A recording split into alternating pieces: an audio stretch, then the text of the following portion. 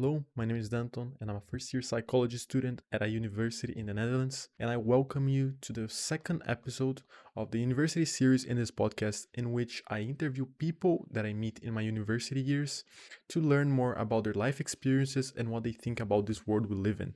In today's episode, I had a discussion with my university friend, Neil.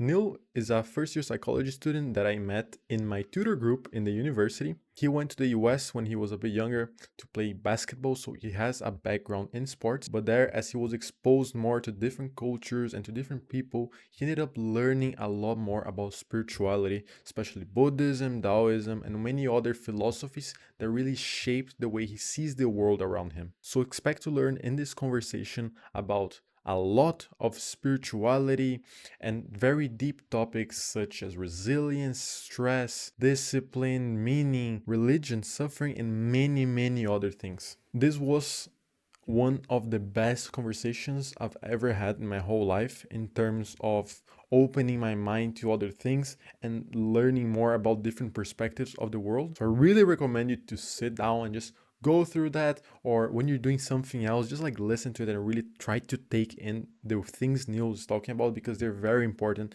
and they can really shape one's view of the world.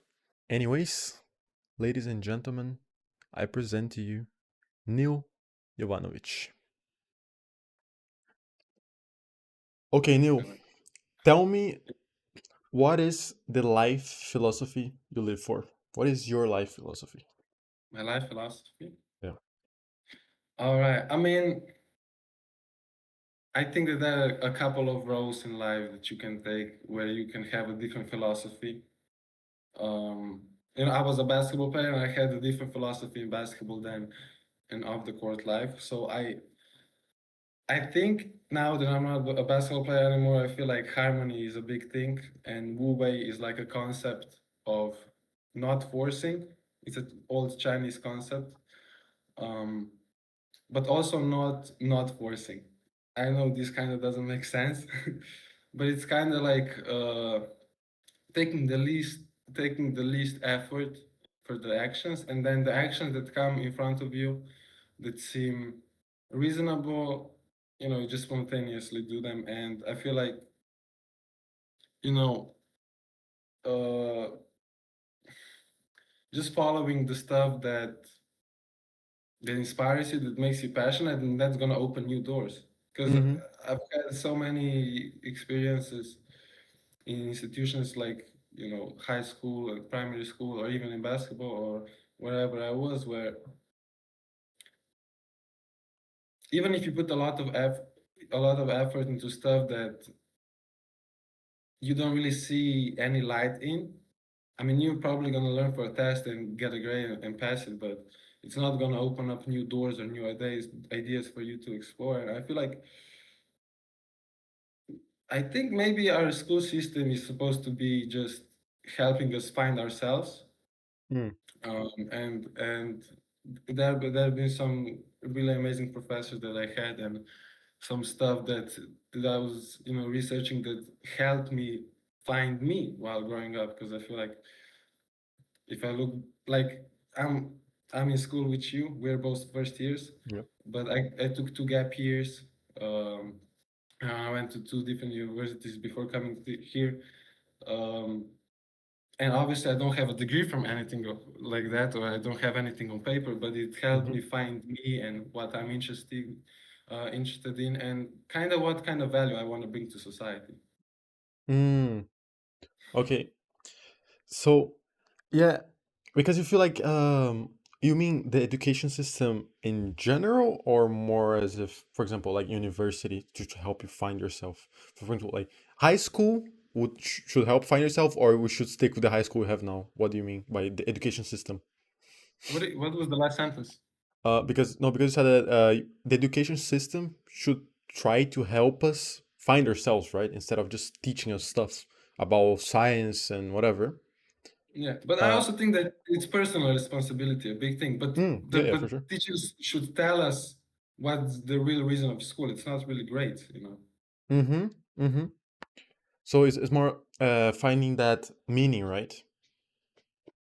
Yes, yes. I feel just like curiosity helps you find what what's what stuff turns you on? Well, What?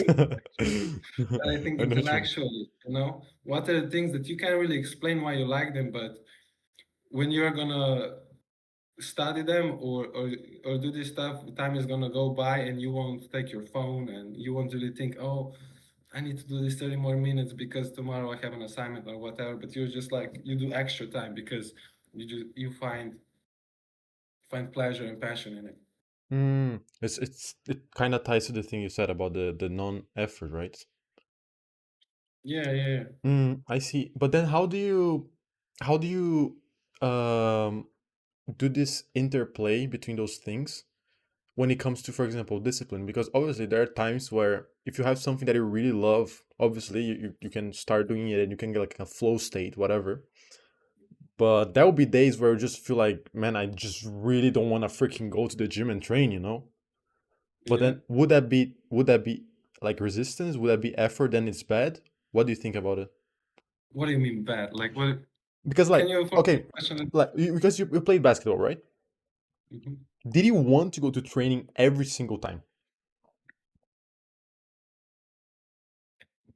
No, obviously not. I had for 7 years, I would wake up every day 6 in the morning and have a practice, and it was really painful. But I'm not really living in a life where I want to have life really good and really meaningful and no bad things. What I realized, like, I mean, I feel like basketball, even though I'm not a basketball player anymore and don't have a career, I wasn't there for money. It taught me a lot of things, like just how do you interact with pain. And this is not from basketball, but Buddhism has a really cool idea about how anything we feel is pain, but pain is not like a negative or a bad thing. It's resistance to pain that causes suffering. So, I would be over there 7 in the morning, freezing my ass and running, and the coach is screaming at you, and you gotta tell yourself, well, this is gonna make you better. I enjoy this pain. I enjoy, even though the coach is like mad and whatever, he's trying to help me. And then I would get satisfaction and pleasure from the pain and from the exercise that I would be doing. Um, so yeah, and then the way I transfer this to daily life over here when I'm studying is just like you can reframe certain problems and pain is gonna feel different. And by doing that and by having enough mental toughness or just ability to be honest with yourself, you're gonna find ways to motivate yourself to find meaning or purpose in what you're doing, and that's going to give you motivation. But I feel like external motivation doesn't work as well, and a lot of times in my life when I was trying to get external motivation, it would drive me really good for like 3 4 days and then I would burn out.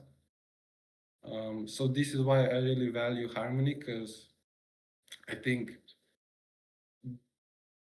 yes, you mentioned discipline, which is really important, but you also need to have this ear of when it's too much, when it's also not enough. I mean, you can be disciplined, and work every day and do a lot every day, but you're gonna have pathologies or injuries coming from it if you don't listen to, you know, the, whatever your body or your mind is telling you. And I feel like this harmony is where health comes from, you know. Right, right, yeah. Because I feel like in the Western world, we really look at health. Oh, there's a problem. Yeah, we need a fix for it. And we usually take a pill. It's not that we look at our lifestyle and we are like, okay, what is this a consequence of? It's all about that harmony, right? It's about that. It's really, as you say, it's really about like letting go, about being present and just embracing, changing your perspective on things. One thing that really struck me what you're saying is that idea that, I don't remember if it was Spain or that discipline in general. What did you say about Buddhism? That it's not about, um it's about Well, resisting the pain. It's not about the pain, but Yeah, well, when you get pain and anything you feel like the Mhm. the stuff that you're talking right now, there is pain in my ears, Hmm. slight pain. You know, even when somebody tickles you, this is slight pain. This is Yeah. just what pain is. Obviously, we associate pain with suffering, but suffering is resistance of the pain. As long as you don't want the pain anymore, or you're like, this pain shouldn't be here, or it's not fair that this pain is here, you're gonna suffer. And it's not, I think it's not because of uh it's not because of the physical but it's because of a cognitive process. Hmm. And think about it, like, I know this is going to be a crazy example, but if you can really understand how much suffering is cognitive, like humans can do amazing things and can create better stuff than most animals, but we can also torture and do really really bad Yeah, stuff. yeah. No, and it requires a mind like ours to be able to suffer it so significantly. Do you think animals don't suffer that much? No, I do think they suffer, obviously, but in a different way. You know, that I feel like because the way we understand place around us, the environment, in a much more abstract way, not really in a like everything is physical, but we see place and environment around us kind of socially as well, and in Hmm. terms of ideas. Uh, you know, animals can be much more certain when they're in a good situation and when they're not. Yeah. But so, how would I explain this? You can have an animal that's in their home and they don't have to worry about anything because there is no threat around them. So parasympathetic nervous system is activated. They can take it easy, whatever, no suffering. Even if there is no pain, they know that you know, maybe it's just some noise or whatever. They're safe. But humans, when we come home, we still got our phones, you know, and believe it or not, most of our threats are not environmental, but are people. You know, the way our system works. That's not a thing that's wrong or you know, unfair, but that's just the way we built our system. And I feel like this is why you would see suffering of a person in a room alone, a person that's not in danger. But the context and their philosophy behind what is safe and what makes the environment around you safe or unsafe can make a person much more fragile, a human, than any other animal who can't really. I mean, just the fact that we have future and past, unlike most animals, and we are able to think about it can significantly change the place that you're in, even if you're in the same location. You know, Wait, but you change mentally? Do like a kind of like reappraising, not reappraising, but having a different perception of the place you're in mentally or physically changing the place, like actually creating things. think the change is mental, but I mean, the source is like mental, but the change is also physical. Or, yeah, this is one of the Eastern ideas that I want to talk about later. Hmm. Is what you find in meditation is there isn't really a difference, at least for humans, between the internal and the external world. Um, like I was just listening to one lecture a week ago, and they gave a really good example of, you know, man. Obviously, animals use accommodation and assimilation just like we do. The Yep. stuff that Piaget described, but imagine that you have a physical and mental place that is one thing, and you're here right now. Okay, you feel pretty good, you're comfortable, and then you get information about your grandpa or your grandma died or something. Well, nothing physically changed around you, but because you have to accommodate to this new information that you never really thought, how am I going to deal with death? Do I look at it from an existential way? Do I look for it from a nihilistic way? Do I look for it from Eastern way, certain religious way, whatever? and the way that you perceive that information, that's mental, that's cognitive. That, if you tell a dog, well, your father died, he won't understand. Only if he sees a dog die. So in this way, I feel like the world and the environment we live in is much more informational and abstract than we think, and it definitely changes the way we see this. Like, I feel it might be a really stupid example, but after that happens, I'm gonna perceive this differently, this bottle of water, than I did 1 hour ago. I'm gonna perceive me differently than I did 1 hour ago. You perceive You yourself know, differently in what way?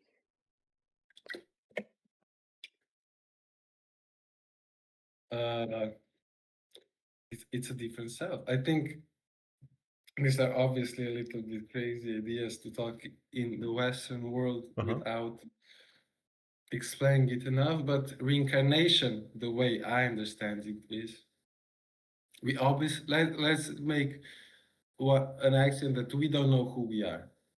We are not able to see what is behind our eyes and between our ears, but it's kind of undeniable that it's happening, right?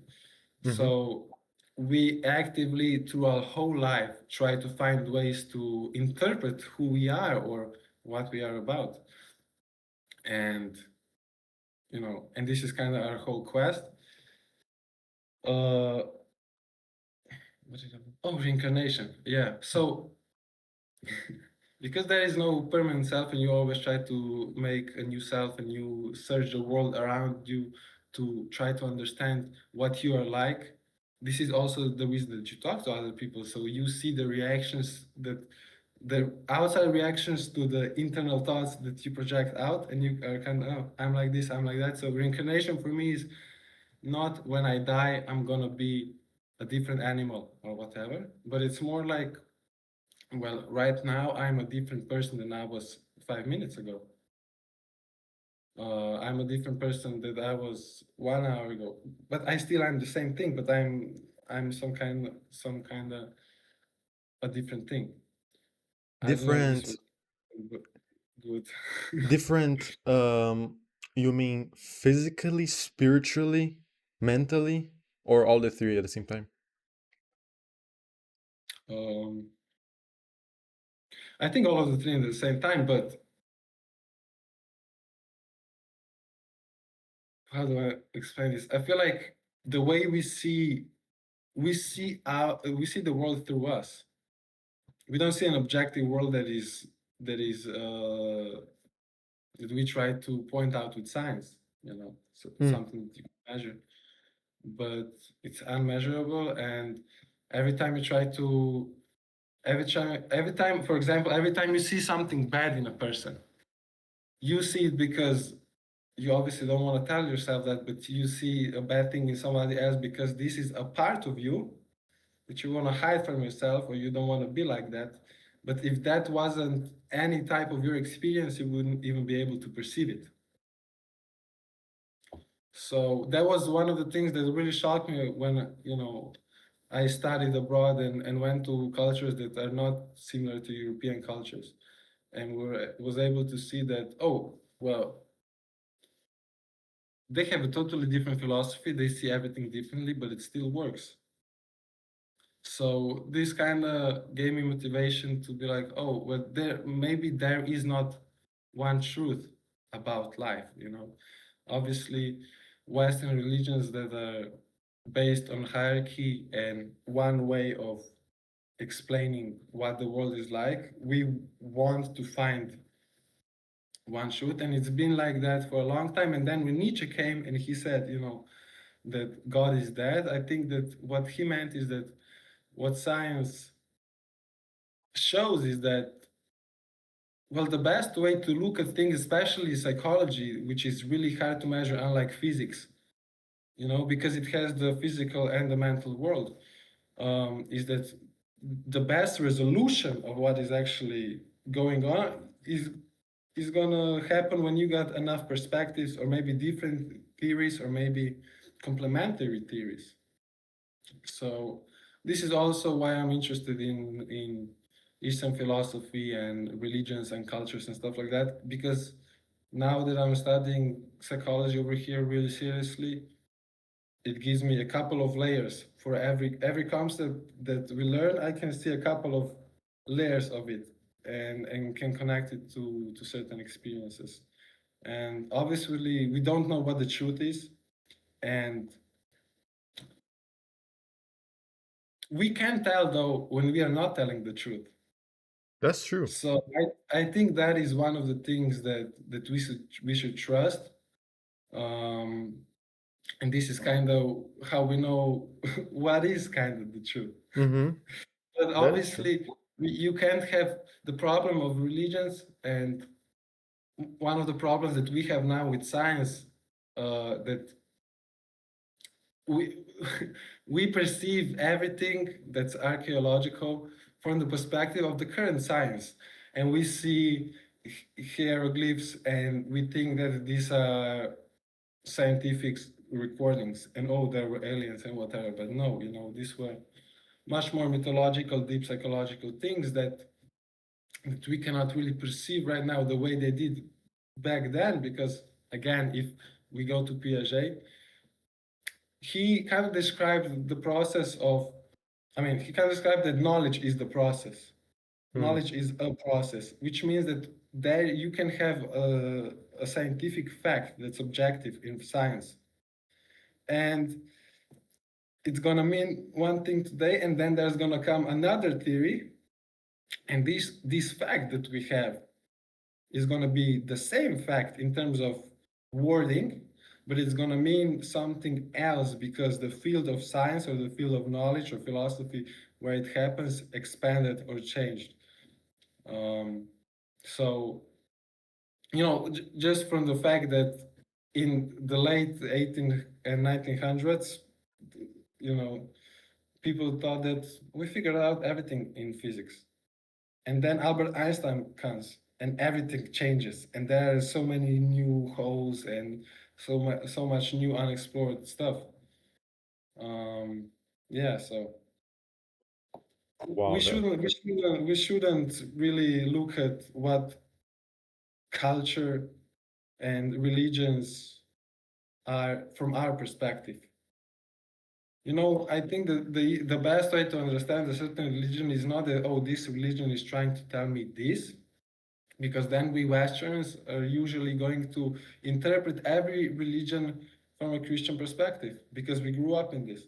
Mm. But that wouldn't really make sense. So I think maybe the other way around would make much more sense. If you try to understand what is the perception of a certain religion, then it's easier to try to look out into world that is not connected to religion in the text or whatever, like everyday stuff, and see how differently we perceive stuff. So the way I was kind of exposed to this was when I was studying in Hawaii.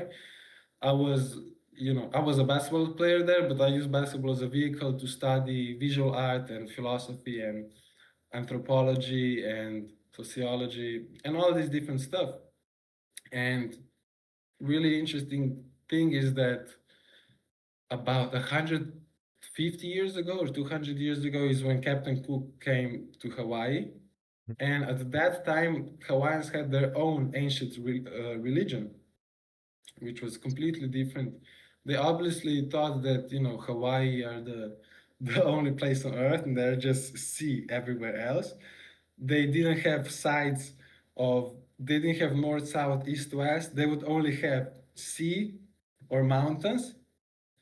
And the way that they said what gods are and what the environment was they kind of used their religion as a language, so they would be able to by themselves as an individual create their own gods, like a god of volcano, god of fishing, god of I don't want to wake up in the morning, god of whatever.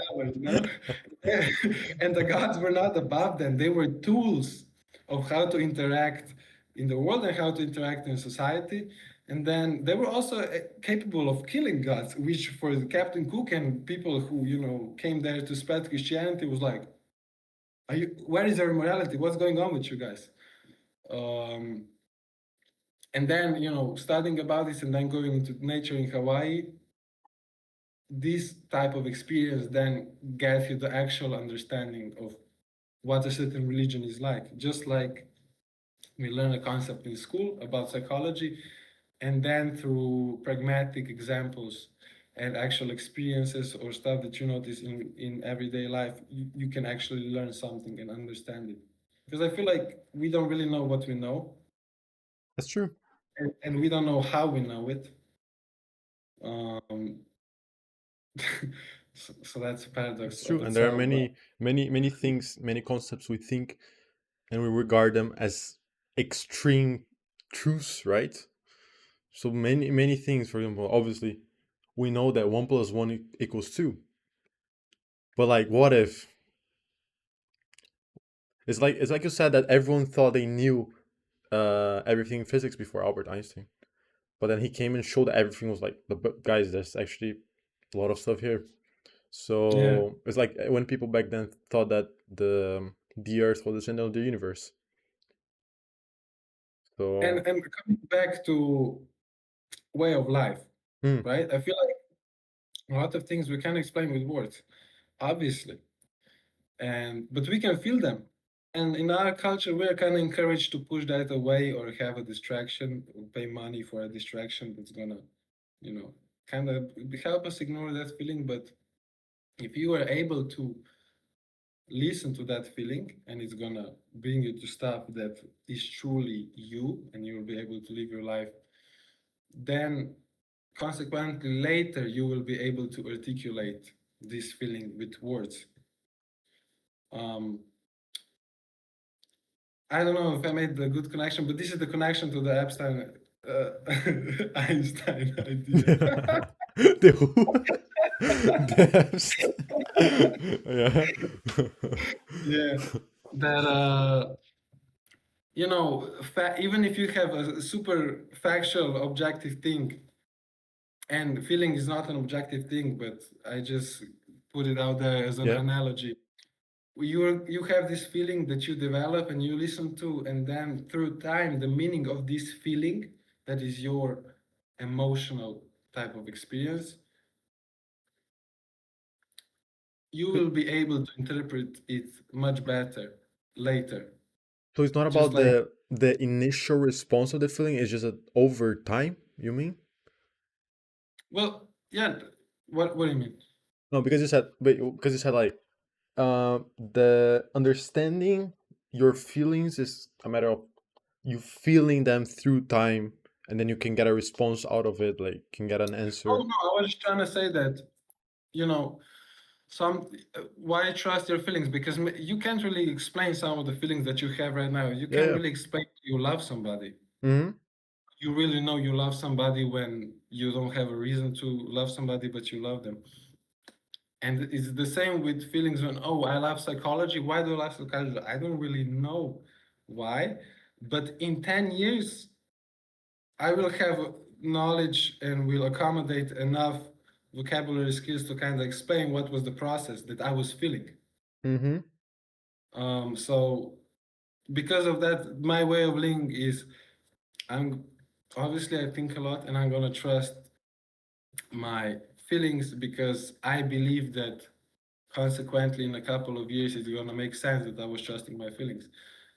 I remember when I was in Hawaii, and I my parents would be like, okay, you can't study abroad if you're not playing basketball. We're not paying for your school.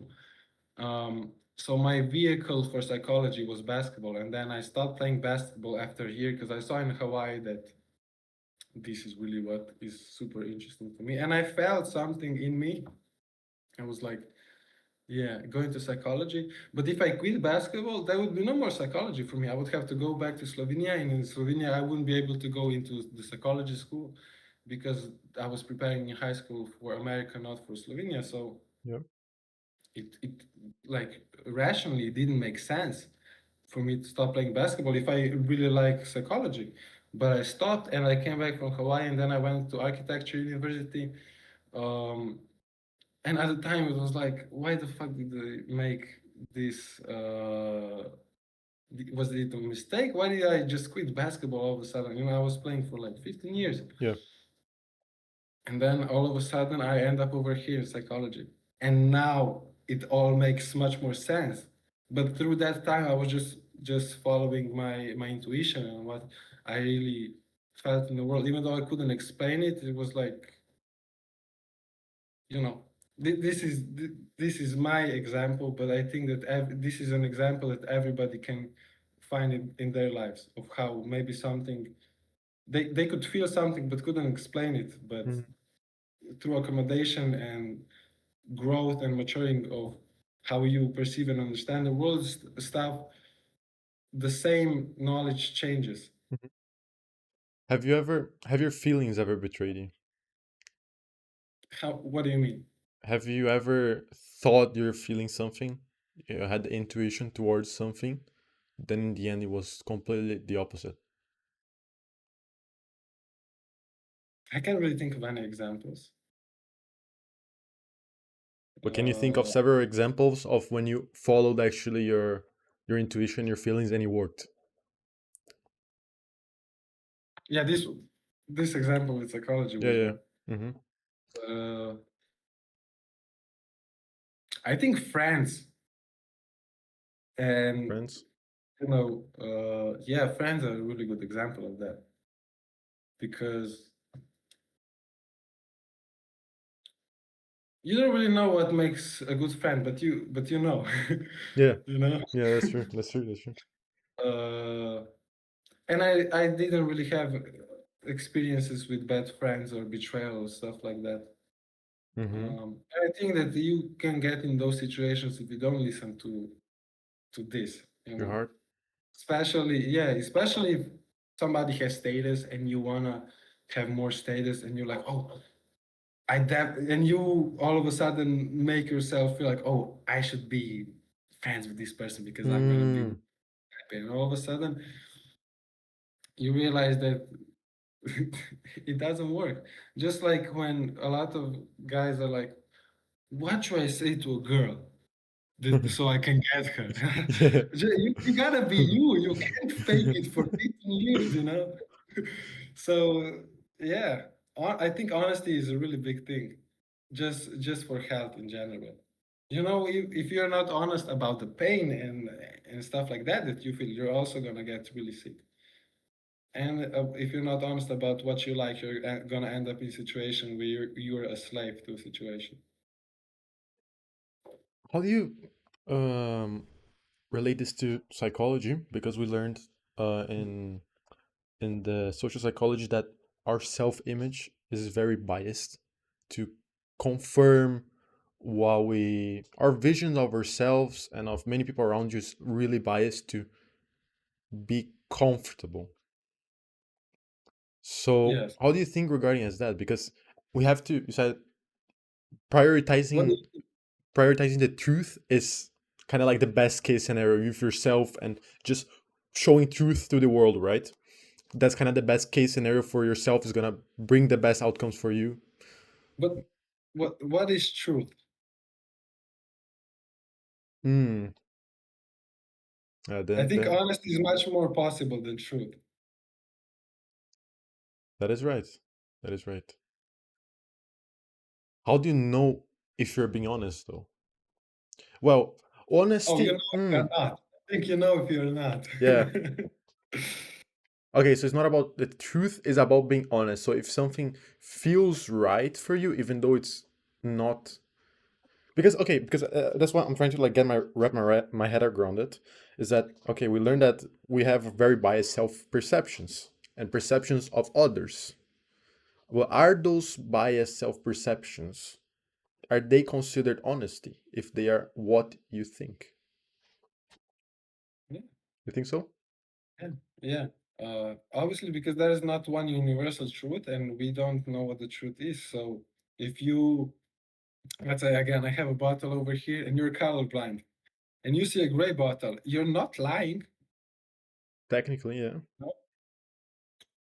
Like the fact that we see this blue is because of our eyes, not because this is actually blue also. So we don't really know what the hell the truth is. I feel like the only truth that there is the present moment and the experience that we are in, but we have no words to explain it, so we can't we can't really talk about it. We can only pull stuff out of it from certain frames and then be like, yeah, this kind of makes sense, and then all of a sudden something else comes that makes a little bit more sense, and I think this is the model that science is built on. But you don't you don't really hear in our textbooks when we you and me are studying that they say, well, this is the way. Yeah, So it's always where do you see this in psychology though? the what?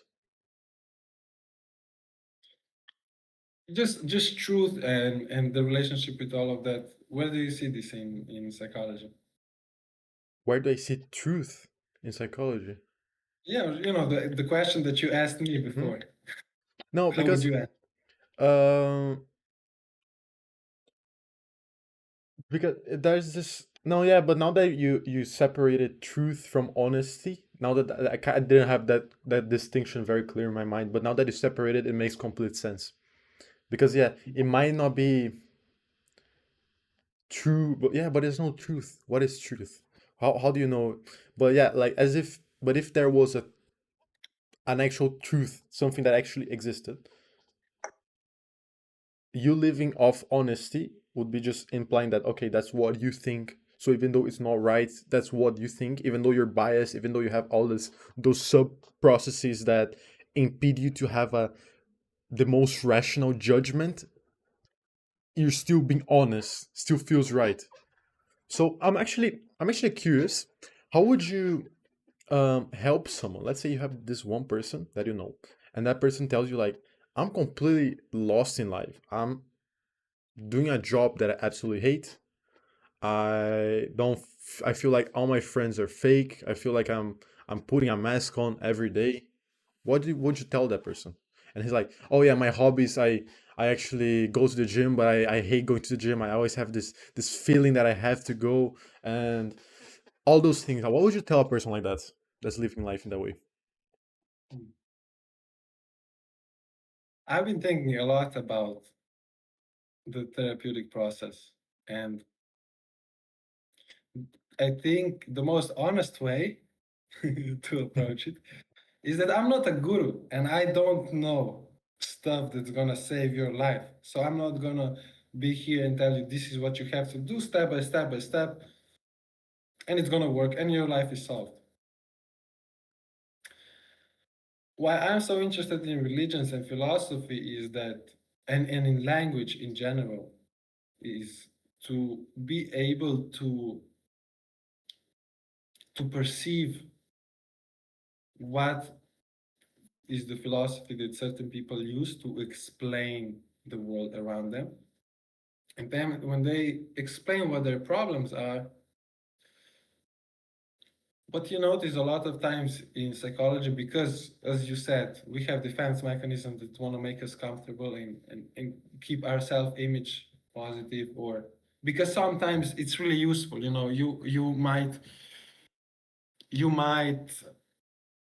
get extremely shocked if you get the truth about yourself, and it might end up in a trauma. So this is why you have obviously these defense mechanisms. But people build systems or frames of perception based on certain philosophy, and they use these defense systems not to open themselves to the truth, which is painful a lot of times, but they reinforce a system that's outdated, that should have been accommodated with this new knowledge that we have our defense system from.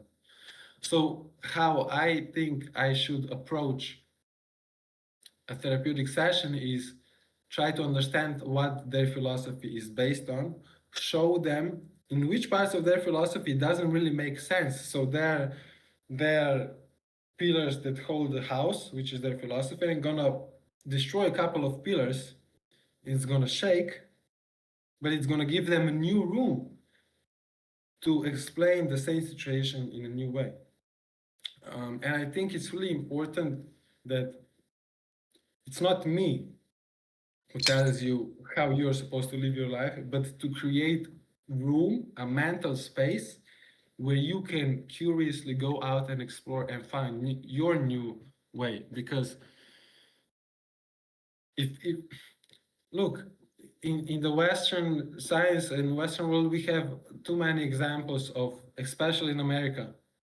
I had this experience in America. I felt it really strongly of how they try to keep you, the patient, that you cannot live without a doctor, you can't live without the help. I would be the happiest if I have a therapy with somebody for one, two, or three times, and then they realize that I can't really help them.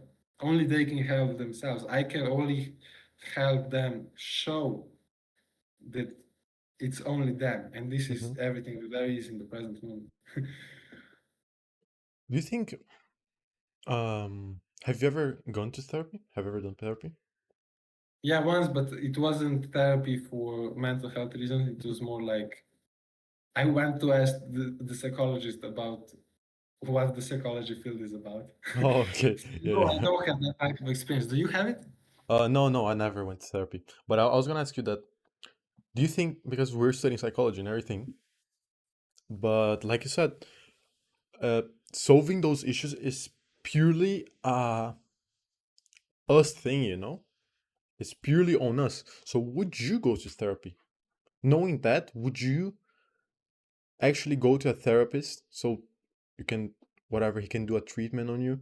As long as it's not a behavioral cognitive thing. So as long as it's not an addiction, for example, an addiction could be something or a trauma or a not trauma, You're the talking about type a phobia. like abstract crisis Yeah, or or just like like, yeah, I'm struggling with life, I'm feeling kind of sad and whatever. I don't have friends, so stuff like that. Like, if it was you, would you go to a therapist for that? yeah, why not? You know, but me personally, I just like to figure stuff out on my own because I feel some type of responsibility that um obviously when I will be training for a license for a therapy, I will be, I will have to do therapy. But I want to have enough experience with dealing with my own problems and stuff like that, so that then I feel comfortable enough to help somebody. Mm-hmm. And to also be able to tell them, well, it is possible to do it on your own. If you come here and just like, how many people are there that have asked ChatGPT, how do I make money fast? But no, it doesn't work like that. Yeah. I feel like the best way to make money is to find something that you're passionate about and that you don't even feel that you're working. You do what you love and you love what you do, and money is a consequence. So you don't have to work 10, 12 hours a day, 6 times a week. You can Mm-hmm. spend some time with your family. Because if you have, I think it's more important that you are not that much of a consumer and you don't have that many desires than to make a lot of money. And this is not only, I'm not only talking about the banking account, because another thing from Buddhism is also where suffering comes from, is from desire. Well, just think about it. You have pain, and resistance means the desire to push it away. If you have any type of desire, there will come suffering because there is no problem. You cannot see a problem unless you have a desire to solve a problem, or if you even have a desire to see this as a problem, not just as something that happens. So it's really really really interesting. Like, um, but wouldn't you say that this wanting to have a good job in the future so you can have this free time with your family, whatever, isn't that a desire too? I'm not saying it's anything is wrong with desires, Hmm. but all I was trying to say is people want a quick fix, but they're not trying to be honest with themselves. And this is, you can see that this is an example. I know a girl that I spent some time with, and she is not really stable in terms of mental health. And when she would feel bad, she would go buy stuff to Yeah, okay. make her. And this is the same mechanism where somebody comes to a psychologist and is like, "Give me a fix for my life." There is no easy way, man. And easy way is only gonna either hide yourself from the continuation of the problem, or it's just gonna accumulate. Mm-hmm. And yeah, this all crazy because the first question that you asked was like, whoa, oops. The first question that you asked was like, whoa, that's a pretty straightforward question to start, but now I can connect so much stuff back to it. It was an amazing question. Just And it sparked many things.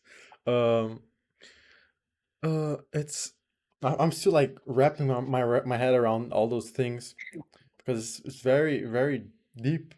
Uh, but the thing is, because you said that those having a kind of our society, we're very fixated in trying to find a quick fix for things, trying always to find the best, fastest way to making money and then fastest way of being happy, whatever. Do you think it's about being fast or fast? no? Because do you think you can change yourself quickly, but it is about the effort you put in?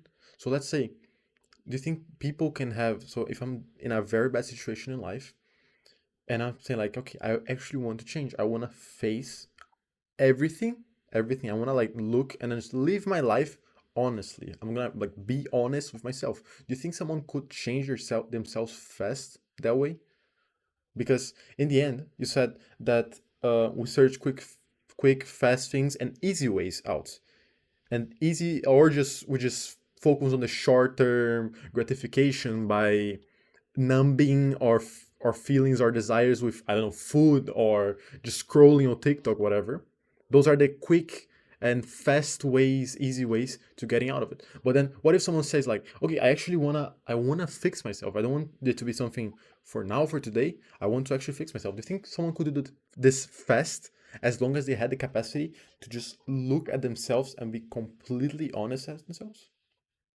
Yes, I think it can be done fast. It can be done relatively in any time span. Huh? But I think that a lot of times. Okay, before I say that, let's just say environment is not just physical; it's also mental. It's just this experience that we experience. We can't really control it. Its only constancy is the fact that it changes, and this environment is going to bring changes that are going to require you to change. So even if you put a lot of effort into changing quick, if the environment didn't change or doesn't require you to do that, then I don't think you will be able to change. But you still have to understand that the environment that you are in is also mental, which means your desires and your interests are also your environment. So yeah, if you get a bad grade, this is a part of your environment, and you just say, well, it's the professor's fault, he doesn't like me, so I'm not even gonna read what he told me. It's an easy way. It's this mechanism that Mm-hmm. I think our economy is based on. But if you try to be honest and go through the pain and really see where yourself was not good enough, then yeah, a lot of change can happen. But change is painful, and it's stressful and it takes a lot Yeah. of energy. So then I think each person has their own philosophy in terms of evaluating what is a problem that is truly worth fighting or putting effort into? Especially, you know, the way we're kind of being moved around right now is we build certain type of systems for evaluating problems, and there all of a sudden politics and wars happen, and you feel this type of stress, especially if you pay a lot of attention to politics.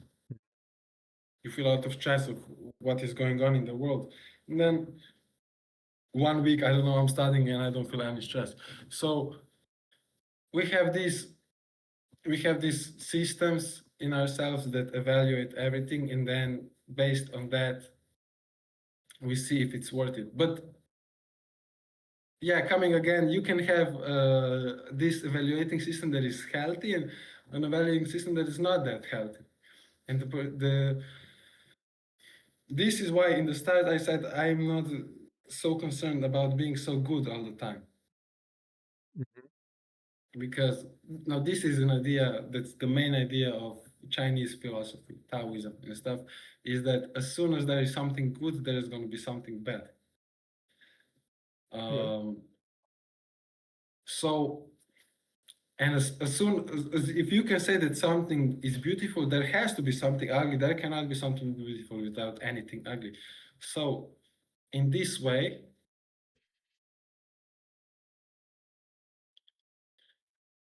if you stop forcing to only live life in an optimal or a good or best way, you will have much more freedom to actually live your life and not be thinking, what am I supposed to be doing, or is this good enough, is that good enough? And also, when you are striving for extremely good things, you're gonna notice much more bad things. I have a family friend of my parents, and she is obsessed with exterminating evil. But the thing is, if you focus on this so much, you're gonna notice even more evil stuff. And and if you have this perception where you take the environment as it is, you're gonna have less trouble, because you're not gonna try to find, oh, how can I change this situation so it's gonna be good for me? But you start, this is the experience of letting go and flow. It's, you are right here, what's happening is happening, and words don't have to describe it. Really, it's freaking crazy. Yeah, yeah. It's that philosophy is Sorry really. that sometimes my ideas go like this and I don't really connect them really good at It's the end. fine. It's fine. It's fine. It's fine. I hope it's making sense. I'm just getting all in. Um, Going back to that thing you said, that because this idea of good and bad is really strong, because then, like you said, that if there's no good, there's no bad. If there's no bad, there's no good. It has to be an interchange between them. And do you think social media change a lot of that?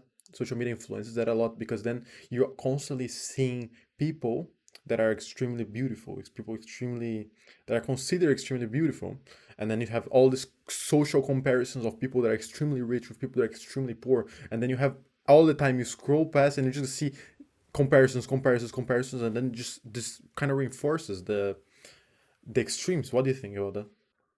Yes, I do think that that's happening, definitely. But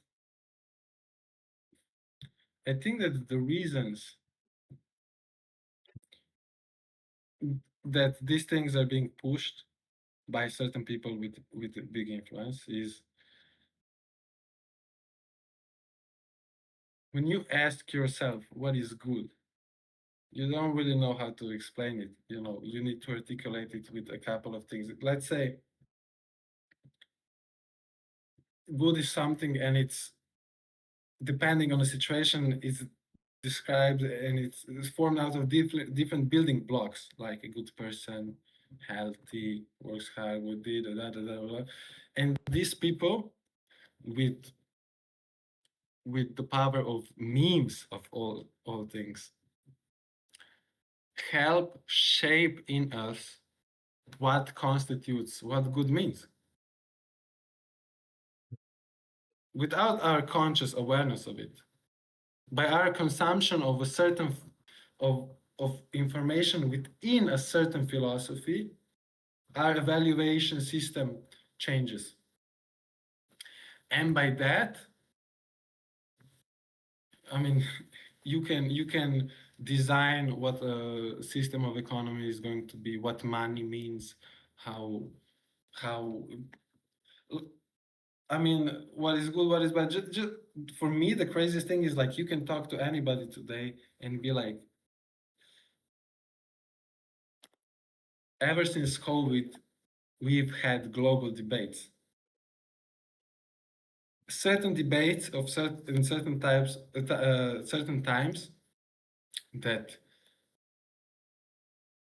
we're all talking about it, no matter where you are, no matter what your weather is, what your culture is. We all kind of, and it started with the vaccine, and then every couple of months we have something new, and it's I don't think that's random.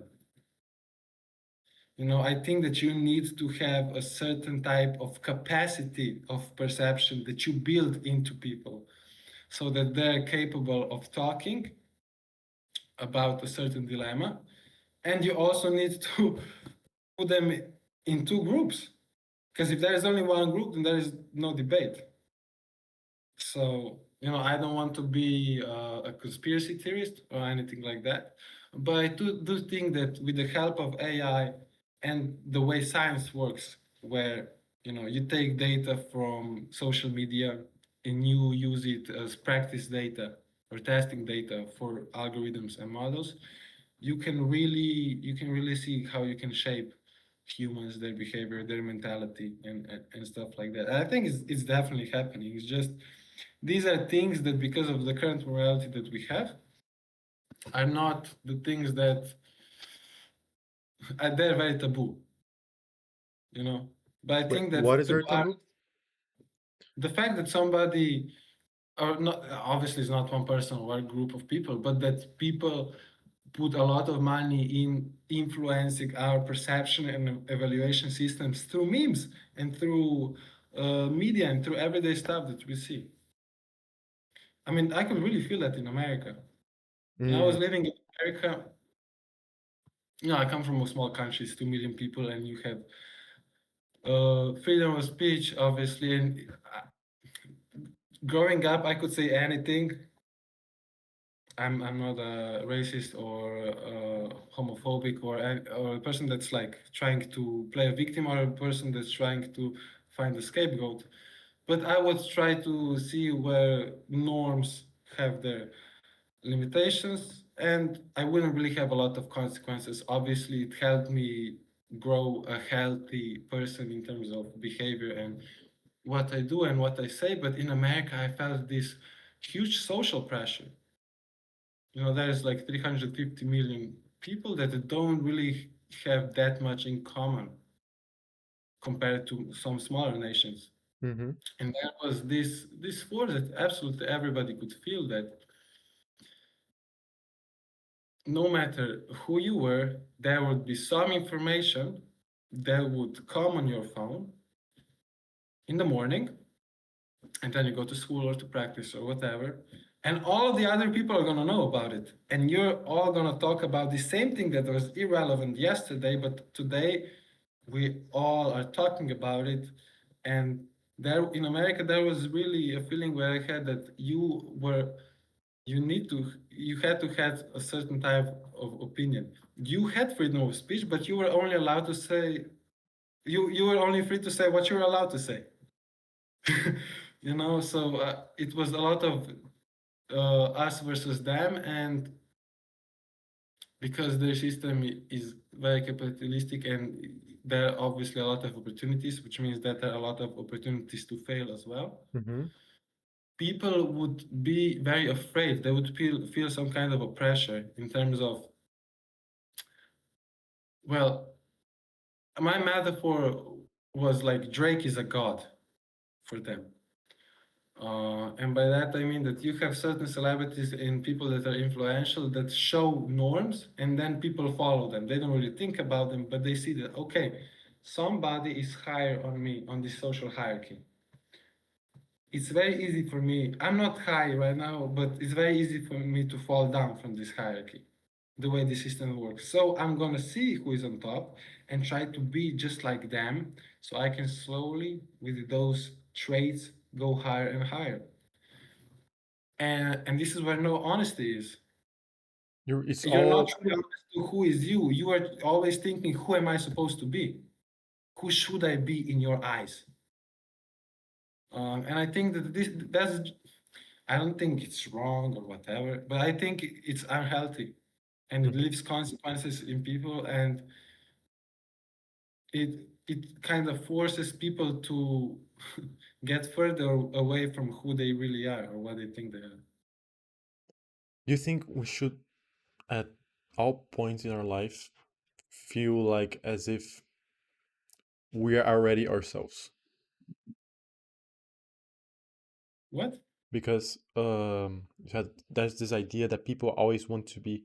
There's always this ideal self, right? This idea of the ideal self, and you're always trying to have those traits that lead you to your ideal self.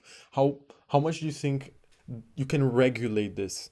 Because then you can have goals. You can have goals as, I want to be someone that, I don't know, I want to be more charismatic, or I want to be more of this or that. Those are, that can be goals of that. How can you regulate this and not be like what you said it's in America, where everyone is just trying to be someone, which in the end they just lose honesty in the process. You know what I mean? No, can you do one more sentence? Yeah. because because you said that everyone's trying to reach this ideal self, right? Then this ideal self, do you think is, what is your opinion on having an ideal self? Do you have you in the future you imagine, and then you say like, oh, that's, I want that to be me in 10 years? Do you have that? uh, I have no clue how I'm gonna be in 10 years. My my goal is definitely family. Uh, Other things I have no clue what's gonna happen. But I am my one of my biggest interests in having a child and a nice family. But sorry, can I go to the toilet? Is this Oh, yeah, yeah, okay, I can just pause, no worries. can we Yeah, go start? go there, go there. Yeah, no worries. Okay. Yeah, okay, you said that you have an ideal self. You have an ideal self of who you want to be roughly in the future in 10 years. Like, you want to, I want to have a family and everything. But how does that differ from the self of those people who are in the US? That you say like, oh, they want to be like extremely high, like Drake, whatever. They have this gods. How does it differ from the ideal self you see yourself?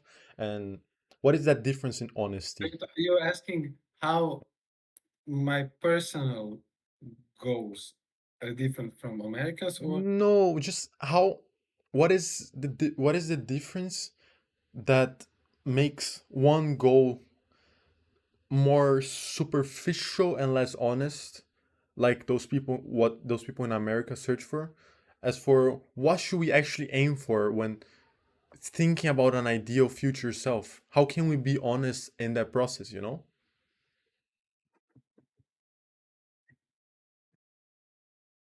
yeah. Obviously, I don't have an answer, No worries. but I can point out some things. Um, I do think that most of Americans are not living; they're surviving. Okay. And you want to be living, I think you're gonna have much less stress if you're living. Um, Another thing that I was thinking now when I went to the toilet was, well, I'm talking so much about honesty and this stuff and all, and I'm talking about science, and this stuff cannot be explained with science. And what I found of how can you really try and find honesty is through writing or through music or through art, especially stuff that is purposeless, kind of. It doesn't give you more money. It doesn't give you a higher position on a social hierarchy. It's not going to bring you food. It's not going to bring you a wife or a kid. But you do get in touch of who you are. And you are kind of honest with what do you like, uh, and stuff like that. So I don't know. I think there are tools to find honesty, but I have no question for. I mean, I have no No answer for your answer. question. I got no clue how to answer. Uh-huh. I don't think there's. I don't want like the problem is I don't really want to generalize that much Hmm? because Americans are so Diverse. everyone is so different. Yeah. Um, and I do feel like Europeans in certain things are becoming more and more like the Americans, Oh, really? um, which is a little bit scary. Mm-hmm. Um, it is what it is, but And I it's hard to put in words. Yeah. what really is hitting me is that you say that social influence influences us a lot. We might not see it, but like as we are learning psychology also, everything that we kind of like consume, even if it's kind of unconsciously, if you just see a poster in the wall, is gonna affect how you're gonna see things afterwards. Mm. Um, what is the fine line then? And how do you know when you're being honest with yourself? Well, you know when you're not. This is the only the only thing that But I can how say. how do you know if you're actually thinking about something because of those influences and not because of who you are, or then you No. become your influence, or those influences become you, then you have to be careful with what you consume and what you're influenced by, Yes, I or think yeah. So the thing that we don't talk about enough, and we should be taught in schools about it for sure, is informational hygiene. hmm, I mean, we got zero of yeah, informational nowadays, yeah. hygiene. No, I feel like when I open social media, I'm going to an Indian river, you know. What? Indian river. You know the dirty rivers in India where they go and take baths Mm-hmm. and Yeah, stuff like that. yeah, yeah, I know. Yeah, I feel like you need a lot of motivation, especially in the current time, to even be able to notice or to even try to question for so many things. How does this influence me? Is this trying to push me in some way? Um, so I think one of the ways that actually like helps me to get a more clear view is when when I listen to politics and stuff like that. I make sure that I also listen to the media that is opponent of my political understanding, because I get a clearer view of some of the things that I like. What do they actually mean? And also the things that I like are also trying to, influence me and manipulate me. Mm-hmm.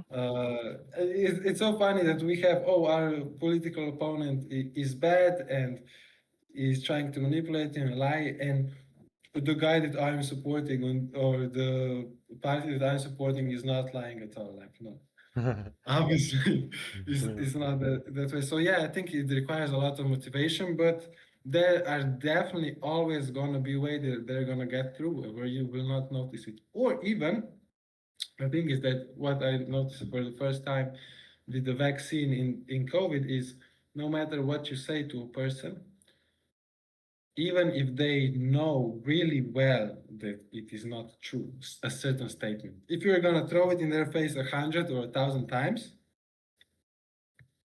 they're gonna start taking it into account, at least subconsciously. Yeah. Like they're gonna use it for their reasoning. Mm-hmm. Uh, yeah, so I think it's a really weird time we live in, man. It is Especially really weird time. with the surveillance and the new stuff that's been happening, uh, the threat detection stuff. Yeah. Yeah, Yeah. it is a really weird time, and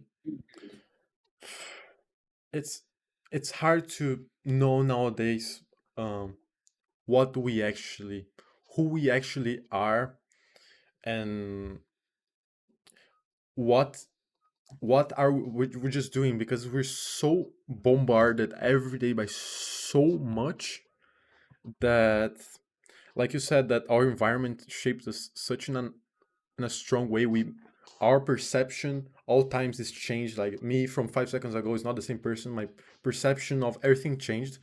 But I think with the amount of input we also get from the world, I feel like it's not a like me of 5 seconds ago. It's a me of a half a second ago. It's already a complete different perception of how much it actually we have. It's too much, too much. And I wonder, I wonder if this just makes us different people every day, because uh, Yeah, with definitely. with I mean, less. Mm, sorry, I didn't want to interrupt you. no, no worries. Because it really stuck with me, that the idea that we're always changing like this, and that we should prioritize honesty. So that's when you're honest with yourself. It doesn't matter if it's true or not. You're gonna be better off.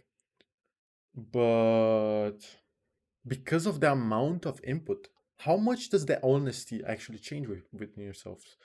Because if everything affects us, then that Oh, honesty, yeah. that No, yeah, thing changes more and more every day.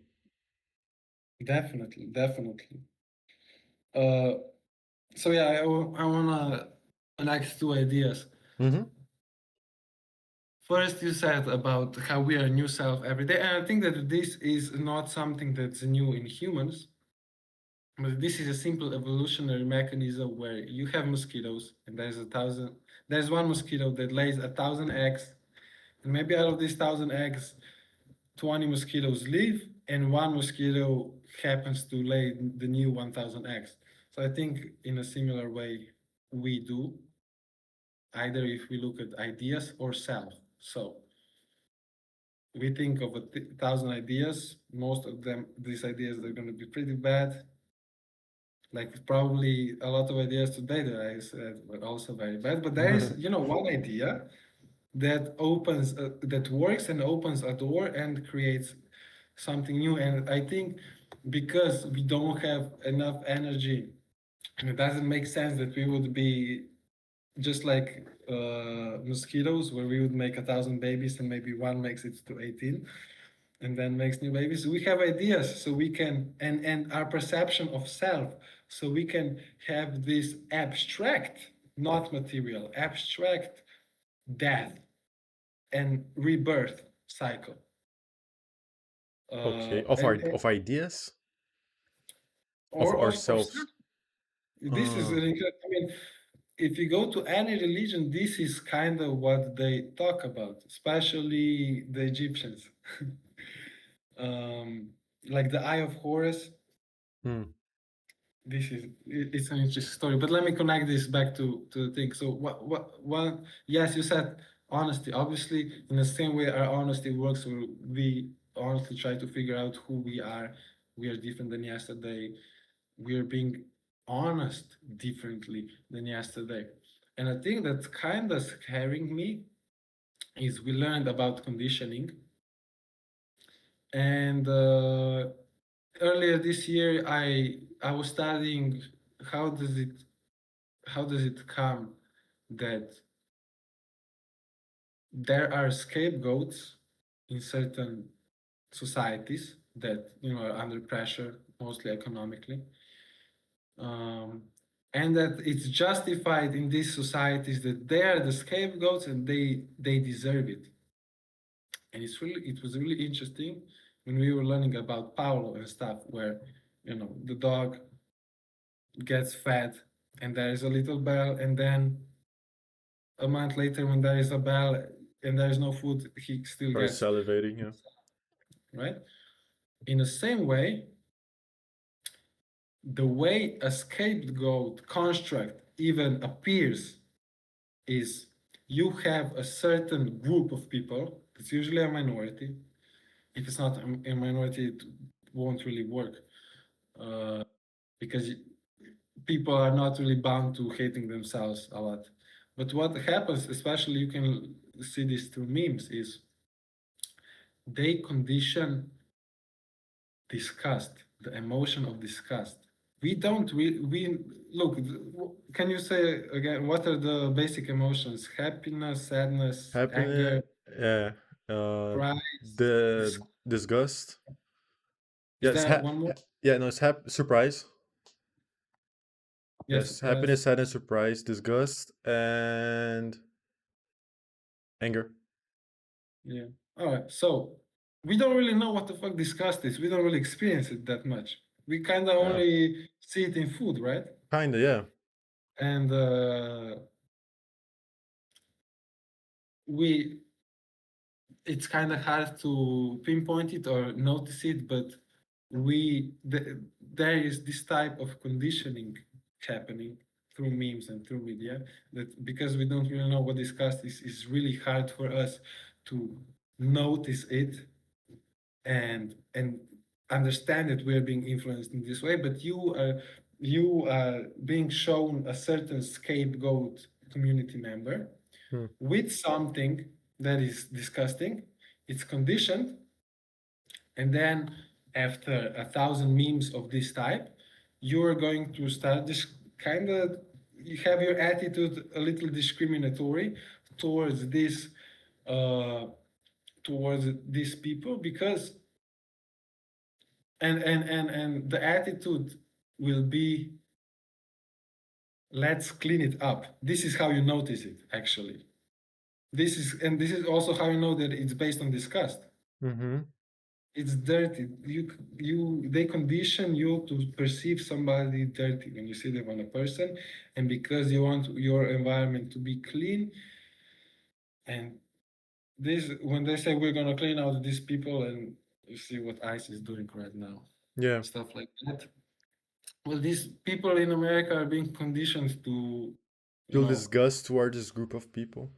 so they're like, well, yeah, it's like the cleaning lady, but it's a little bit of a different job, but it's a similar job. And this is how subconsciously then we understand it. And this is how this is built into, because because you see this person on the, what I'm trying to go back to is, you see this person on the street. Mm-hmm. And if you are influenced by this scapegoat propaganda or whatever, and you have this conditioned feeling of disgust when you see a certain person, well, you're honest about the fact that it's disgusting that this person is in front of you.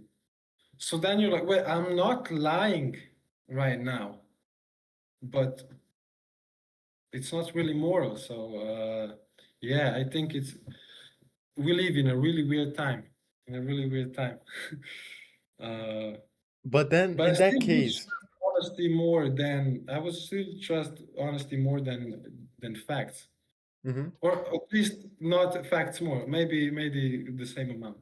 But in that case, for example, in that case, that if following your philosophy that you have to be honest with yourself, if you've been so conditioned to think that certain type of people are disgusting, and then when you see those people, you get like the intuition, you get the disgust in yourself, then what do you do?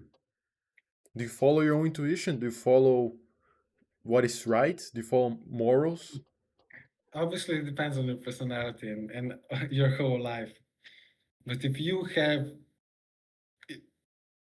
you will feel a little itch, like a philosophical itch about it, like, okay, I feel it, but there's something weird about it. And if you have enough motivation and you are going uh, to go and actually explore that, then I think sooner or later you will Right. come out of it. But again, it's not like I have an answer. You have to put an effort of self-reflection, of understanding what, because look, this is again a defense mechanism. When a thought like this comes to you, I'm walking on a street and there is somebody who is not my race or not my nationality, and maybe I get a thought about them that is not positive. If this can happen to absolutely anybody, and it does happen to everybody.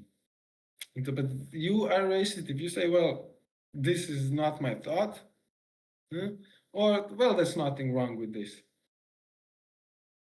You are a good person if you realize that some thoughts that you have are not good. You know, Mm-hmm. a good person doesn't only have good thoughts. It doesn't make sense. I mean, I Yeah. don't even believe that there is a good or a bad person, but like initially, but uh, things are going to happen to everybody. It depends on how do you react to it, and just what kind of relationship between you and the environment you wanna condition within yourself, and trying to perceive that. And I feel like this is much easier for us psychology students, but Mm-hmm. maybe a little bit our school system has been formed in a way that distances you a little bit from these type of things, because we believe that there is one truth, and because we believe that there is one right way and we have to follow orders. We don't really question them before we follow them. Is that because of the material we study itself, do you think, or actual the dynamics also between the teachers and the students?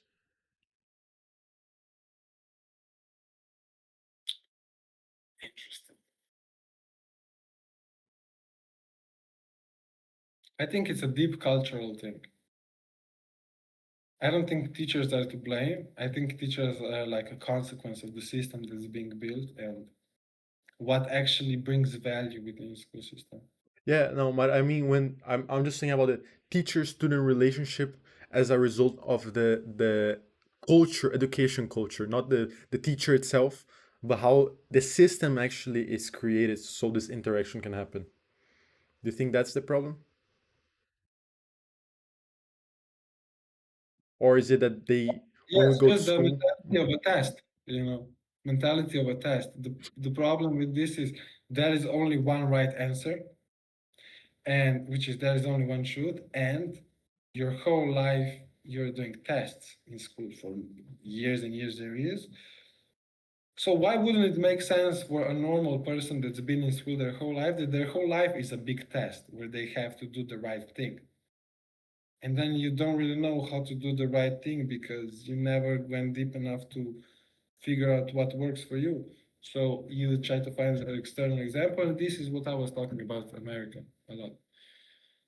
Is there look the reincarnation obviously happens also that the birth and rebirth, but it's the birth and rebirth of what is good and what should I be like, what is going to help me survive.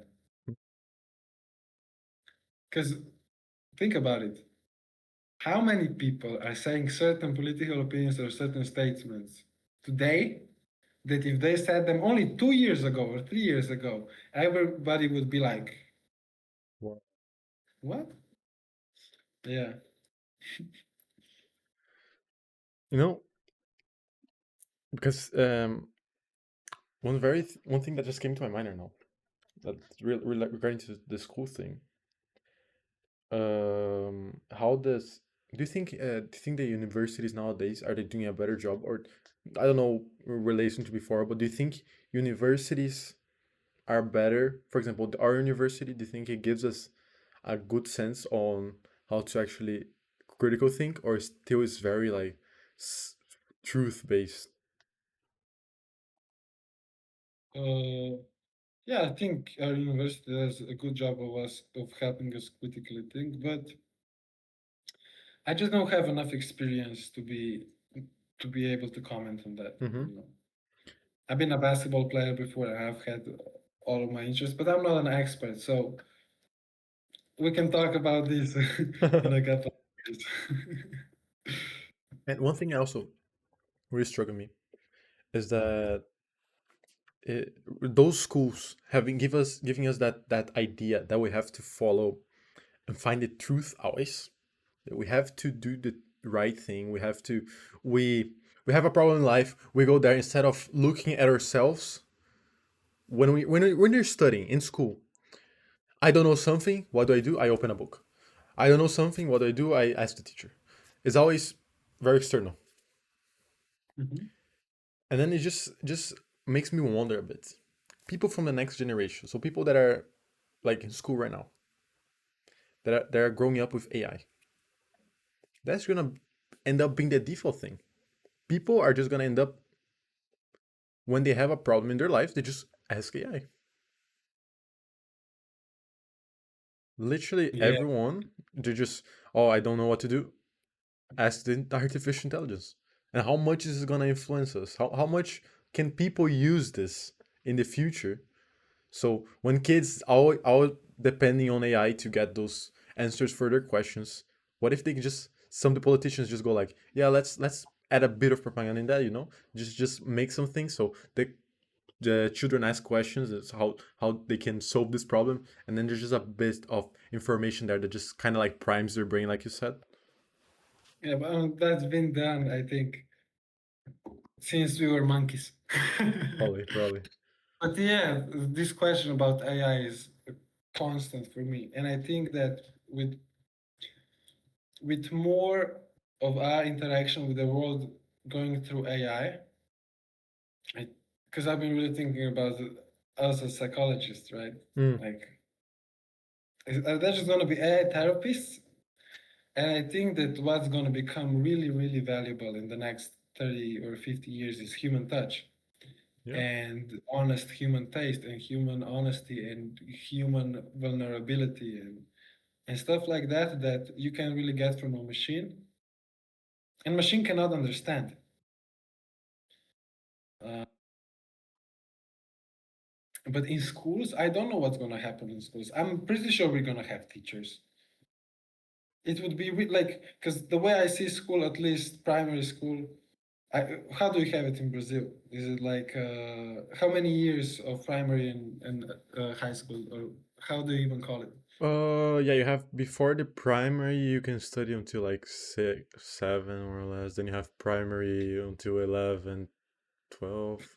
Yeah, kind of. Then you go to secondary, then you have 3 years of high school, normal, just a bit Okay, bit 3 years different, of. but 3 years of high school, yeah. Oh. So yeah, I was kind of. I mean, at least the way my parents would explain it to me when I was young was, well, Neil, you're not going to school really to study that much, but you have to understand that school is a simulation of society. Oh wait, your parents told you that? Yes. Simulation of So society. yeah, like it's a simulation. So when you grow up, you will know how to function in a big group of people that are diverse. And if you, and also dealing with authority, this is where the teacher comes from. And how do you deal with what the teacher tells you? How are you going to take it? And I don't think it would be very good idea for AI to take over like teachers and professors because I think it would create a little. Okay, it depends on what our society will look like in 50 years. Maybe AI will be on top as an authority and whatever. But if if we just look at it right now, and if they replace teachers with AI, I think it would create people that wouldn't be capable of having a job and having a human boss or something like that, Yeah. because it just wouldn't make sense to them. Um, so yeah, I think school is really important, and what is also really important is how do we teach AI, because AI goes in a certain direction and grows, and if you can change this direction a little bit right now, in 10 years it's going to be a huge difference. So I think it's amazing that we're thinking about these problems, and obviously we don't have any answers, but we do know kind of where not to go, at least a little bit. It's becoming more and more clear the more we use it, I think. What's your experience with that? Do you like it? Do you not like it? Like, how do you AI. use it? See it? Yeah, because um it's so Everybody different. uses it. Like, there's obviously there's some very small amount of people who are against AI and then just don't use it. I think that's just basically the same as 10 years ago saying, I like, yeah, phones are bad, don't use phones. It's technology. Yeah. You have to adapt. You have to adapt, and then I feel like it's a great technology you can use for many things. It's gonna really revolutionize the market and many things. Really nice. But I don't know. This I've tried using AI for problems already. Like I've tried, but it's very weird. It doesn't. Sometimes AI gives information that makes sense rationally, but the difference of speaking with AI, and speaking with a human is such a big difference, even if humans don't have that perfect rational output. Yeah. So I am not sure about those things people say about AIs, their therapists. I would say they would really have to do a very good job, but still, like you said about the vulnerability part, I don't know. Humans bond a lot over vulnerability, and AI can show a fake vulnerability in a way, but it is Yeah. not the same as an actual connection. But Yeah. it is very, I don't know. It can happen, but as for now, I thought like 2 years ago, I thought maybe yeah that can happen, and the AI got better now, way better than it was 2 years ago, 3 years ago, Oh, yeah. whatever. But still, I still feel like there's this big gap in, because it's not a human, because it doesn't have this human qualities. Even if it can look like a human, even if it speaks like a human, it doesn't have the human vulnerability, and because of that, I don't think it can actually substitute some teachers. If you're speaking in about school in that sense of, it is a room for learning how to live, it is a place where you learn how to live, then yeah, then there's I don't think there's a way AI could replace that. But I can imagine our society prioritizing, for example, I can imagine that happening in America, of them prioritizing the productivity, prioritizing the American dream over actually creating people. Then I can imagine them using AI as substitute for teachers, for sure. Yeah. Yeah. Yeah. Yeah. And that's really sad. That's really sad. Yeah. I'm really wondering what shapes we're gonna have AI in. When does it get a physical form? Oof. I think, I don't know. I don't know when it's gonna come, but I feel like it can be at any moment, man. It can be at any moment, and it'll probably start slow, like 3 years ago. We got like ChatGPT for 4 years ago, 3 years ago. Yeah, I think like four. Yeah, four. I think four. We got it, I'm and I not was sure. like, damn, that's really cool, really interesting. And then now that was 4 years ago. Now we have AI that can create like perfect videos, and now you're just like in Instagram, you're wondering if what you're watching is AI or not. And Exactly. 4 years ago, the videos were like extremely trash. Nowadays, you have to really, you can't know sometimes. Yeah. Yeah. So it is And scary. then It is scary. when something that is true is shown to you, you're gonna be skeptical about it. Yeah, that's the thing. Then what is truth? Exactly, right? Then it makes this gap of what is real, what is not real, what is true, what is not true, even bigger. And then then what? I mean, I think What? this is You one know? of the biggest problems right now in the whole world. Like, what the fuck is going on? Sorry, like, am That's I fine. You very? can you can swear. You can swear. It doesn't matter. It's scary, and But I I think it's really don't know. necessary.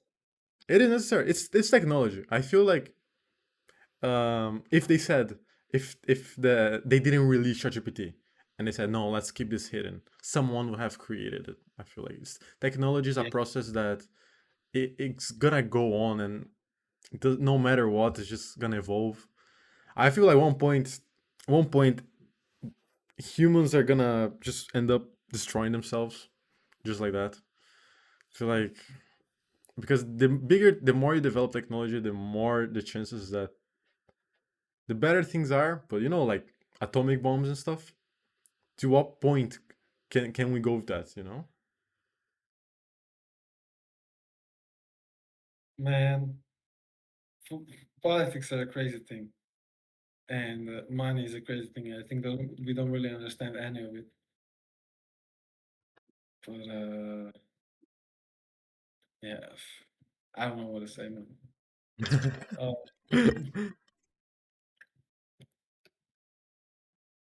I got an idea. I forgot about it. But, Oh, uh, oh, It came back. Yeah, Okay, so it's good. I have a neighbor over here. I live in a dorm, Hmm. right? Um, and he's Italian. And I've been talking to a lot of people, and I have this experience where I went 12 time zones away to study in Hawaii and experience this culture. And it's been hard for me to kind of be able to have a conversation with somebody and for them to uh, very efficiently and quickly understand certain ideas. But I noticed it with this guy, and his experience is for 2 years. Okay, he studies anthropology now, culture and stuff like that. But he went backpacking to South America for 2 years, and Ooh, he was hitchhiking. He didn't have a lot of money. He was hitchhiking, and he had a tent, and he would be in Argentina and in Brazil, and he spent a lot of time in Bolivia, um, Chile, Peru, wherever he was with tribal people. He used, yeah, he also he was taking care of like jaguars, and he was taking care of monkeys and stuff like that. And he really told me cool. this story about, he was, observing these monkeys every day, and there would be this alpha monkey. So before I continue the story, a lot of times I'm talking with some friends about politics, and as a psychologist, I'm always like, why do these people want so much power? Why do these people want influence? And a lot of people are just like, oh yeah, they're greedy. Oh, they're just bad people. And this is such a shallow answer. I'm more interested in why does it actually happen. So he tells me this story about, there was a monkey. It was bigger than all of the other monkeys because it had more food, better genetics, and everything. And this monkey would be able to have sex with all other female monkeys in the tribe. There will be more female monkeys than male monkeys, and I will explain why. Because usually there would be a second strongest monkey, a little bit younger, that would challenge the leading monkey at the top of the hierarchy. And they would have a fight, and it would end up in only one way: either the challenger or the guy on the top would die, but somebody would die. They would like we are one of the rare animals that just to reproduce and stuff like that, we kill our own swords. You don't really see a lot of lions who are like, okay, I'm just gonna kill this lion next to me, Hmm. you know. But we do this a lot, and we have this power dynamic. And for me, I definitely one of the reasons is this primal instinct, and our nature is to to to act in the way that this some of these people act, and obviously they're extremely radical examples of it. But uh, I wouldn't say that. Obviously, everybody has different philosophy, and a certain philosophy can make you do other stuff and see other stuff as valuable. But the source, what Freud said as libido, as a survival energy, or what you may mana in Hawaiian religion, or there are many ways to mention, but this drive that we have inside of us for survival, I think we can see it around us today a lot, and it's not because people are, or maybe they're a little bit evil, but I don't want to be a superstitious type of person and say people are evil because of this and that, and people are no good. I think there's actually some subconscious primal drive that we have that makes these people want to be on top so much.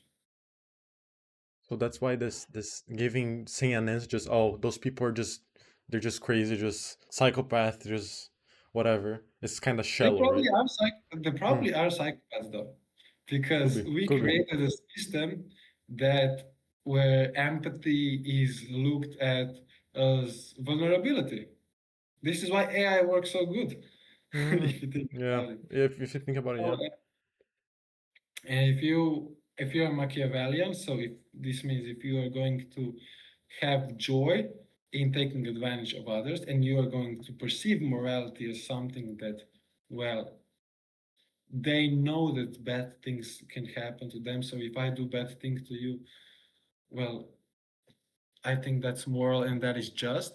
And this is how certain, Machiavellian or psychopathic people think. Yes, our system is built in a way that, that people like that are gonna end up on the top. Yeah. I mean, it makes sense. And I think we don't really know what the hell is the best system for current society. But we all feel this big change and big desire for something new. Something new, so like a new What do you system. think? What do you think about AI and governance and the potential of this, or like what could be pros and cons, or maybe do you see yourself as being in a society that is regulated by AI instead of people, or what do you think about this Oh, idea? that's very complicated. I never thought about it, but it's hard because AI can use, I would say, moral judgments in a very practical and rational way, which is good but very bad at the same time. I feel like it loses a bit of creativity I because mean, can we say that AI is creative as well? depends on what creativity is. Because creativity technically is what? Inventing new things. You can create new ideas. Yeah, But what is creating new ideas? You're just using ideas and mixing them in a novel way, which AI can do technically. yeah, that's true. That's true. I agree with you. But Yeah. like, how do we know if the most rational decision is the best decision? In a way, if you have, for example, there's this trolley idea we learned in psychology that you have five people laying down on the floor in one on the rails, then you can change and you kill only one person. You change the train. So if it was AI, I would probably choose killing the one person. Mhm. But if he was a human, he could have an actual opinion as for why that one person would be more valuable than five people. Or I don't know. I just feel like AI. I don't know if I'm biased because of this vulnerability thing, but I still think that giving authority to AI like this could, in some areas, be very beneficial because that's like being pure rational. So in the end, I don't think many. It could be that no wars would happen because they're rational, saying like I don't believe in that. I no, think no, no. But I'm just saying most, like in a utopian world where every all the leaders are AI and they all prioritize rationality, being rational, would war happen? I think it would because then you have humans anyway, and then humans will end up finding a way. But if the AI had to like actually do all the decisions and control everyone, then I don't think war could possibly happen because if everyone's controlled by this rational mind, well, it's war irrational. war is rational. No, is war irrational? Um, It's portrayed as a very bad thing, but what do you think? then it depends. Yeah, I don't like war, obviously. I'm a pacifist and yeah.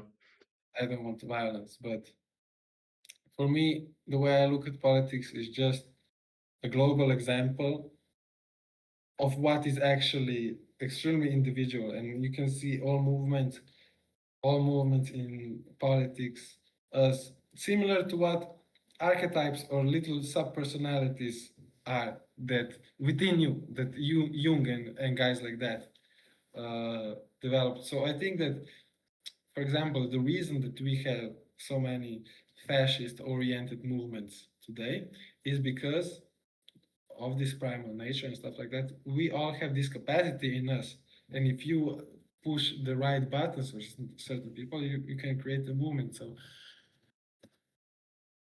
we need wars, not so much because of resources and because of people, but I think because of ideas and because of this philosophy of how we interact with the world. So most of the people that were in the Second World War, like, are mostly dead since Yeah. COVID. So we don't really know, what what happens. I've heard family stories of what happens when Germany and Italians came to Slovenia, but we don't have this experience. And I think that a conflict then is necessary to resolve the idea of what is a consequence of a certain philosophy or certain mentality. Um, Ah, I see. so I think even if AI was like on the top, it would wars would be about people at the end of the day and the way people were thinking. So I think wars are inevitable, like in the old Greece. Did you have Spartans and Athens or whatever? Yeah, yeah, I know, I And know.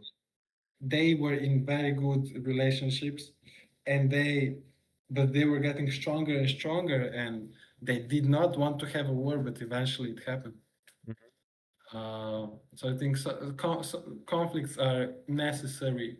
They are a human version of this rebirth process with the mosquitoes. Mm, I know what you mean. Yeah. Yeah. Eventually, yeah, wars are kind of inevitable. But then, t- how to solve it? I think conflicts are inevitable, but are wars inevitable? You always have conflicts between countries. There's no way like a world agreement in peace. Yes, you have a really good point. But I don't does it know. have I to be would with wars? That's the have thing. to think much more about it to Yeah. answer that. But what do you think? You think it's possible that conflicts are solved completely without in a completely pacifistic way? Ah, it's complicated, but I feel like there's a world that this where this could happen. I feel like Oh, there's hope. I think there's hope, yeah. but for that to happen, it's a sequence of things that have to happen, that all the big leaders have to be um not looking and like pure psychopaths that just want power. They need to have a lot of like motivation and cognitive capacity to just look at things from a more pacifist way, and for that to happen is absolutely difficult. It has to be a sequence of many events that happen in a very specific way for this ideal world to occur, which I think it's almost impossible. But there's hope. Oh, I'm extremely hopeful, and honestly, even though it's very bad what's happening right now, I'm extremely happy that it's happening because it's a big lesson, and I'm happy that I'm learning psychology at the same time because we learn so much about ourselves Yeah, uh, through definitely, it. definitely. Mm. Neil, Yeah. if um if you had to give one advice, like, or advices, what are the biggest and, would you say, most important advices that you could give to someone in a kind of similar situation to where we are right now, like, or where you are, or whatever? Just what are pieces of advices you feel like helped you, or that you should, They help me. that helped you, or you think it should, helping and following them would be very great?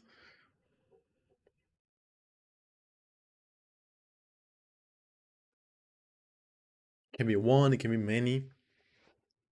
Yes, I think first one is to not take life too seriously. I think life, if of it of itself, is enough to laugh and have a good time. And the second thing is to, I think, do what you love and love what you do. Um, I think it puts something into you that then also affects all of the people around you and the relationships and interaction that you got with people. Uh,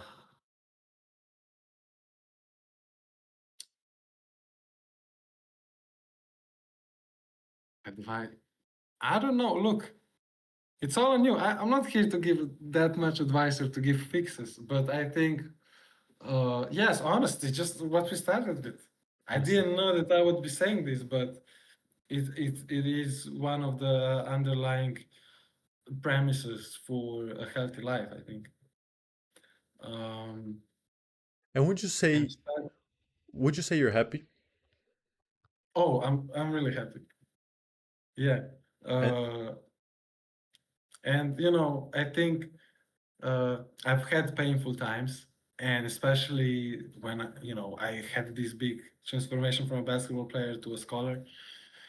It was really painful because I didn't know what the hell was going on. But in those painful situations, don't resist it. uh, it can be a lot of fun, and especially listen a lot.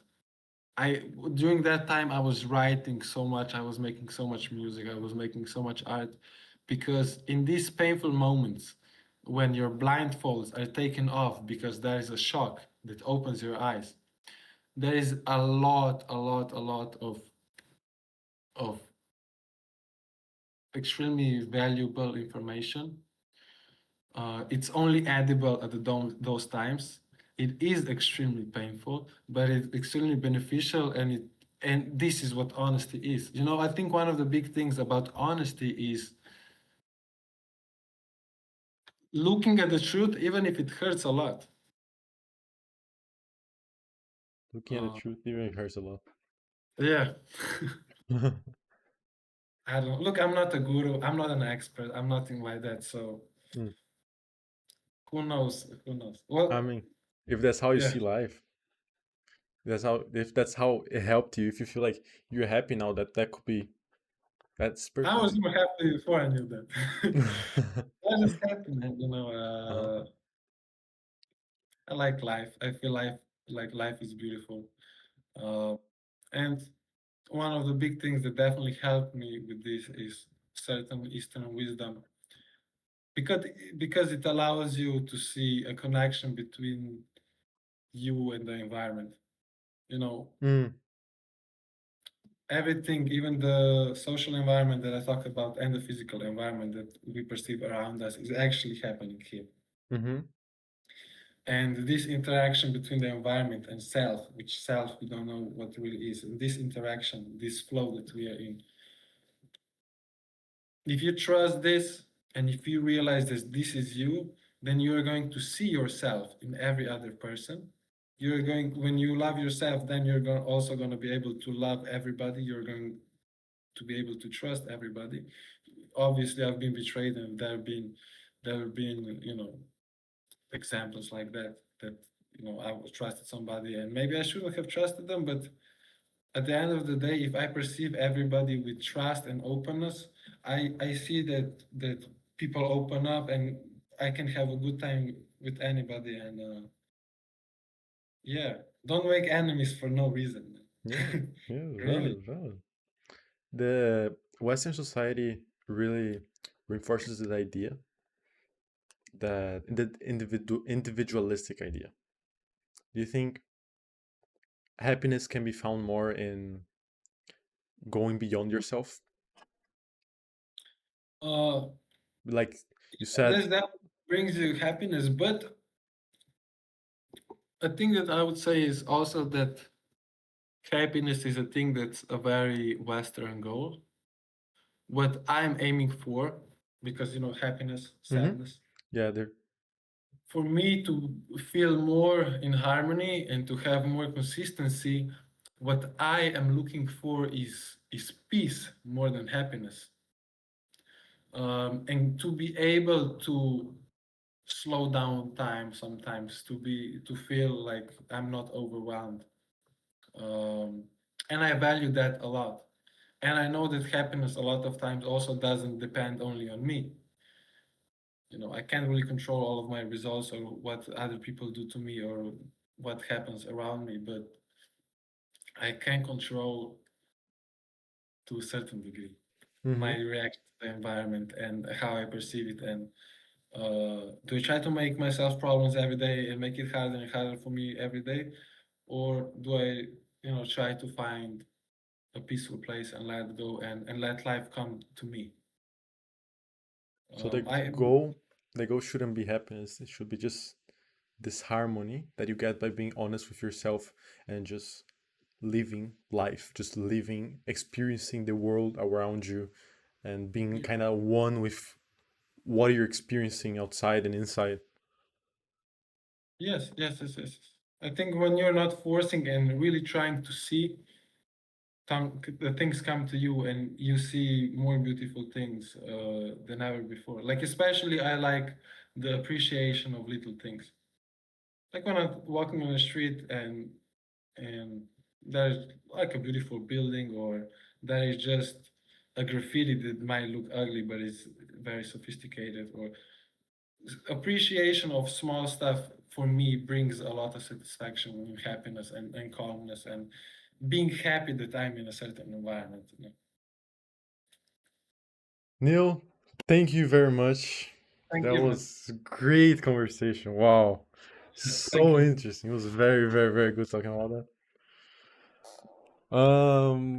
That's crazy. My brain is like that's crazy. I probably rewatch this conversation. I want to listen to the ideas of that again. Yeah, me too, and I'm gonna And cringe. it was really, really nice. Really, really nice. Thank you very much for coming, Neil. No, thank And you really for insisting to do this, because honestly, I was a little bit nervous before that. I was like, maybe I'm just gonna end up looking like somebody who has no clue what he's talking about, which very possibly is true. nah, that's fine. We spoke for 2 hours. Really? Yeah, it's been 2 hours. 2 hours. Oh, damn. It's 5 there. Wow. It was really nice. It was very nice. Your ideas are very. You're very good at speaking your ideas and everything. Everything crazy notes here I took. And well, I hope I can have you again here another day. I'd That love would to, be man. great. Yeah. Thank you again for having me here. Do you want to have a final clarification? Anything at the end before I end? Nope. No. All right. Perfect. Man. All right. Perfect.